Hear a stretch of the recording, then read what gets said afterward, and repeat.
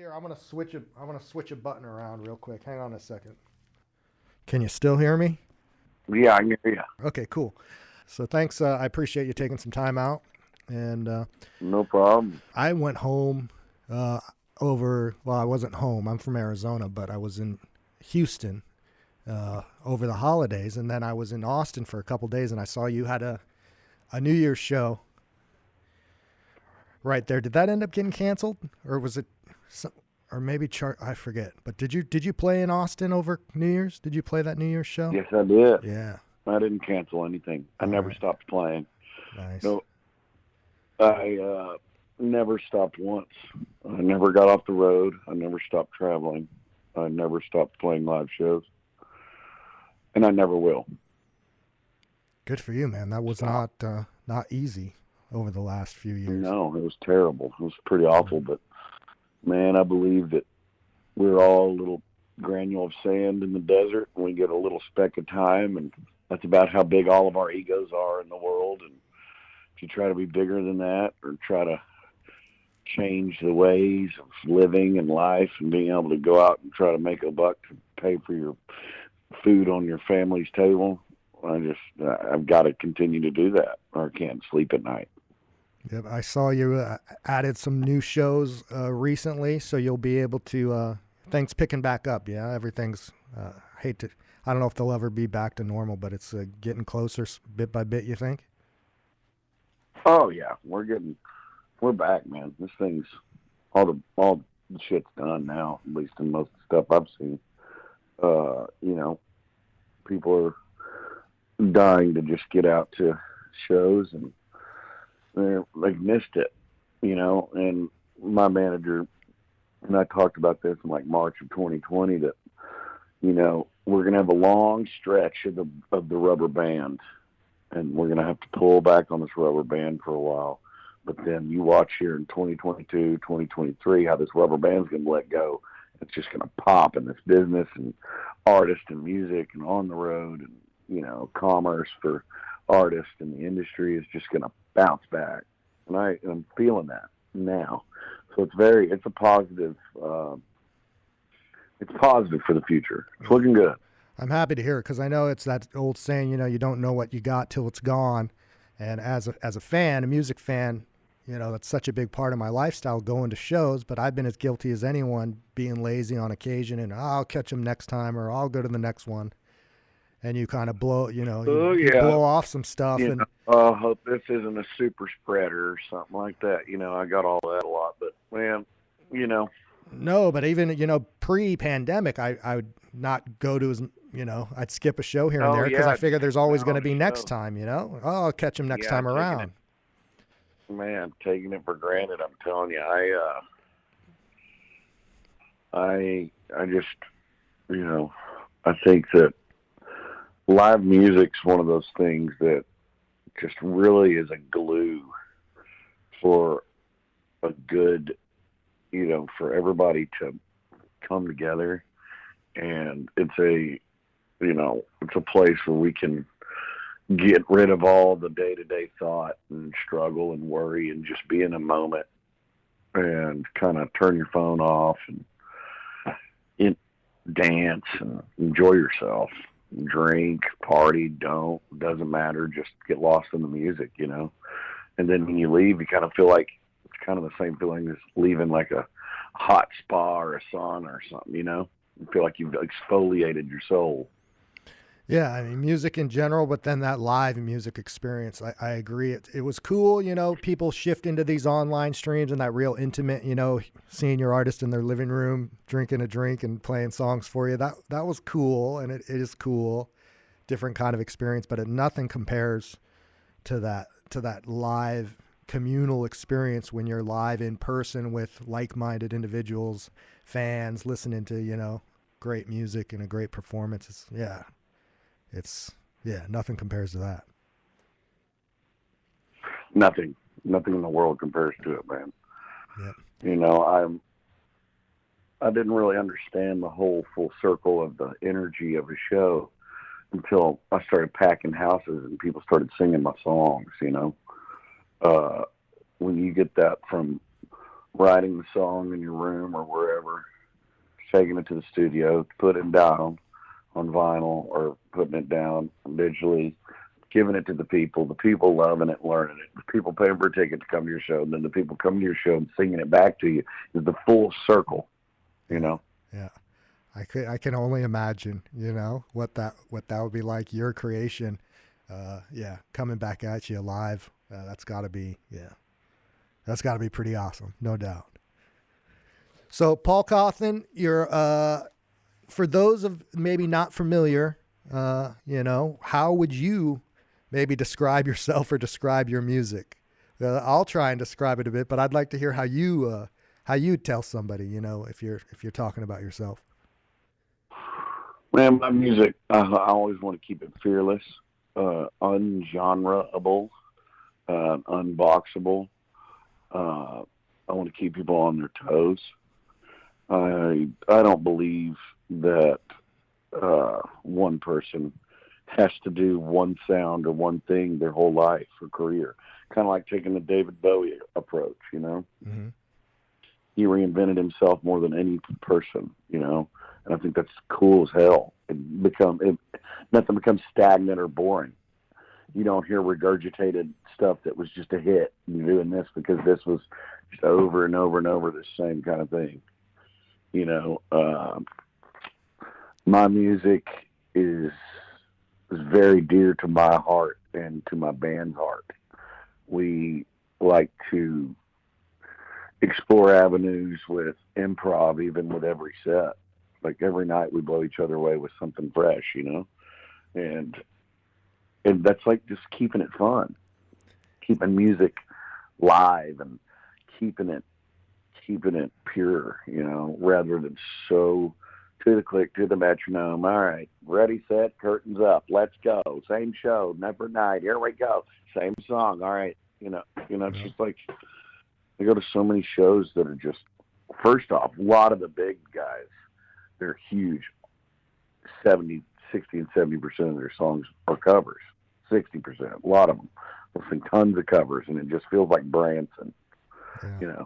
I'm not going to drop any names, but there's just, some of it's just like, where in the hell is a good song from somebody's heart that doesn't have to be in a genre, that can have an 808 in it, or it can have, electric drums. It doesn't have to have a fiddle, or, maybe it has a harmonica. Who knows? It just doesn't matter. What does the song call for? It's like the difference between my gospel and the song that I have out called Freak. It's like my gospel is like something from Muscle Shoals, old school gospel feel, and Freak feels like something that Biggie Smalls could have rapped over.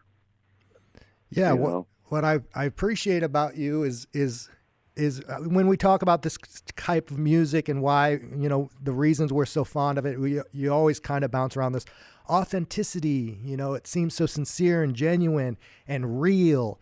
But Big Velvet can be such a showman and so over the top in some cases, and just outrageous. Yet it still feels I don't know how to. It still feels real and genuine and sincere, even though it's so full of showmanship, which I find awesome.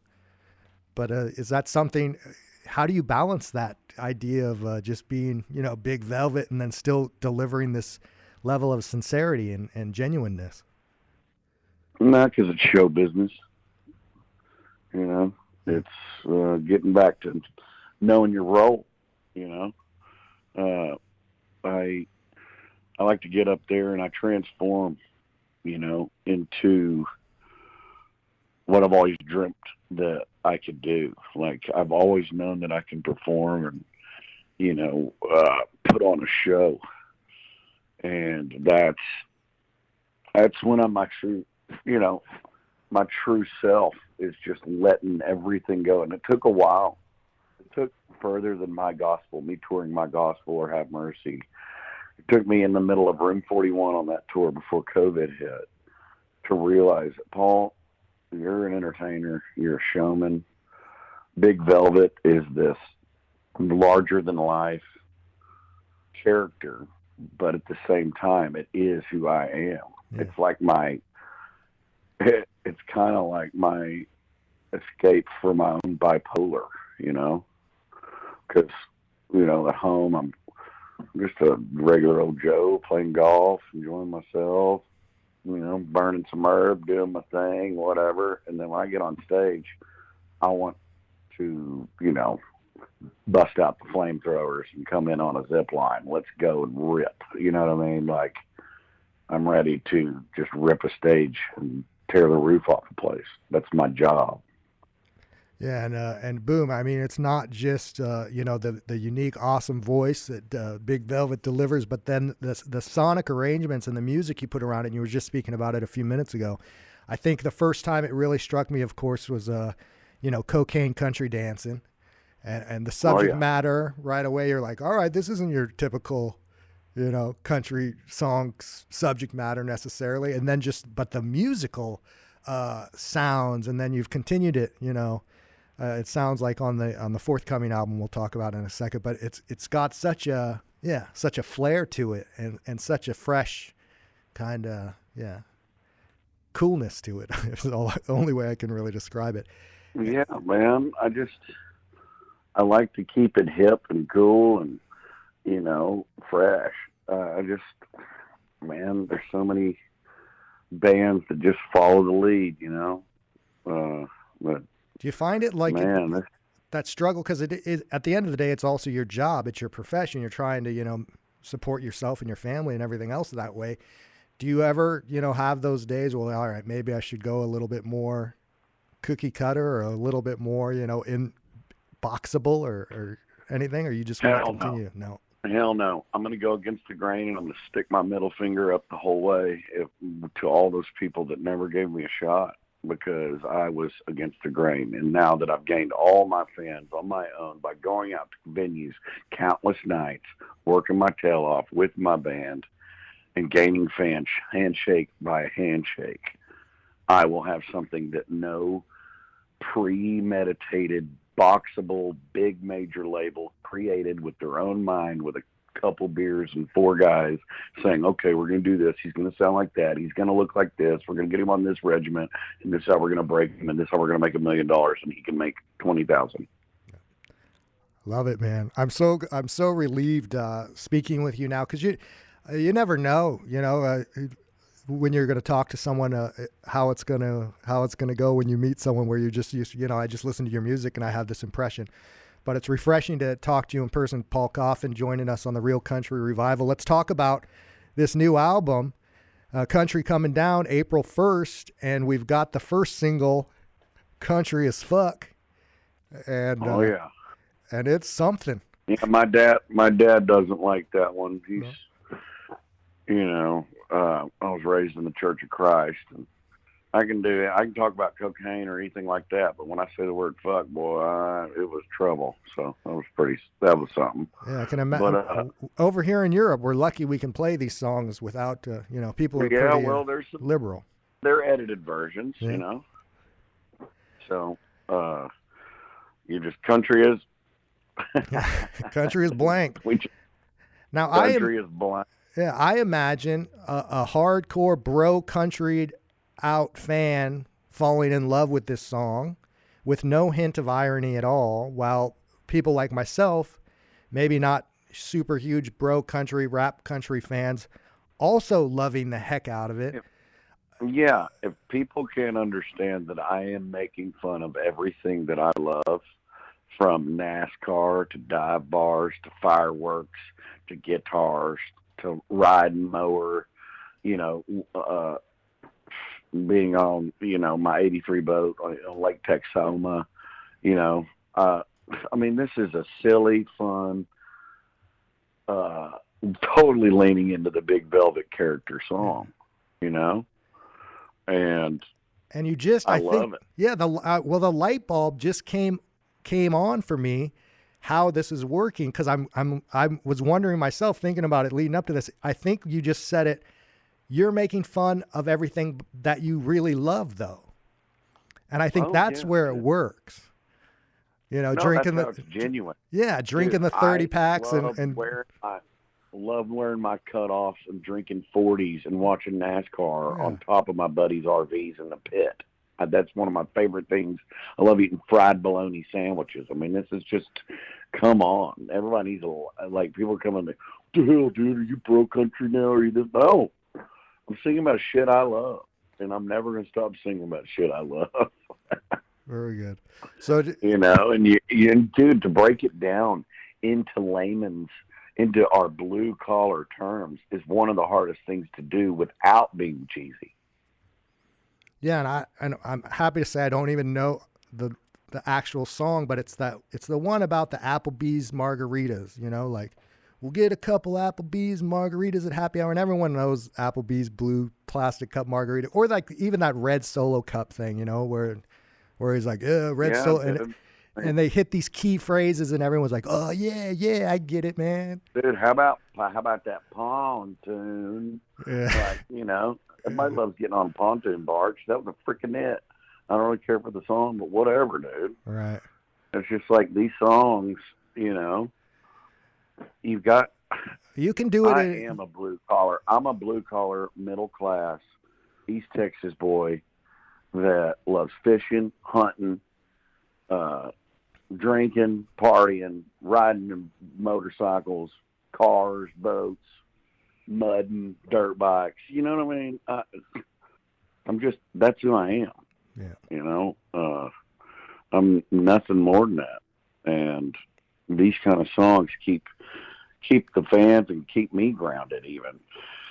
Well, you know? Yeah, I think I obviously only know like the urban legends and stuff, but that Okie from Muskogee, Merle Haggard hit, of course, where he has a loyal group of followers that thinks that song is straight up gospel, while other people are kind of in on the satirical kind of joke part of it.